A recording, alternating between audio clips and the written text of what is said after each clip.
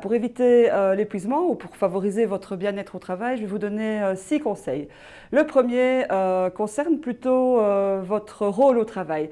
Donc si vous pensez que vous devez revoir votre rôle, les frontières de votre rôle au travail, je pense que c'est intéressant de tenter de négocier des tâches qui vous stimulent particulièrement, qui vous épanouissent, et plutôt d'essayer d'éviter des tâches qui vous correspondent le moins. Un deuxième conseil, c'est, je vais vous conseiller de mettre des limites, savoir dire non, oser expliquer pourquoi un objectif supplémentaire n'est pas possible par rapport à votre charge de travail actuelle. C'est un peu une question d'assertivité aussi, hein. Savoir dire non, c'est important aussi dans son travail. Un autre conseil, ce serait de pouvoir essayer de jouer sur vos ressources. Vous avez besoin de plus de soutien, plus d'autonomie, vous avez besoin d'un matériel plus adéquat, n'hésitez pas à en parler à votre supérieur ou à votre employeur. Alors, quatrième conseil, c'est un peu plus personnel, hein, c'est plus au niveau individuel. Privilégier des moments de détachement. Aujourd'hui, on est connecté pratiquement 24 heures sur 24, donc je pense que c'est important de s'octroyer des moments de détachement psychologique par rapport au travail. En fin de journée, le week-end, c'est important aussi de prendre de courtes périodes de vacances, plusieurs fois sur l'année, plutôt que de longues périodes de vacances.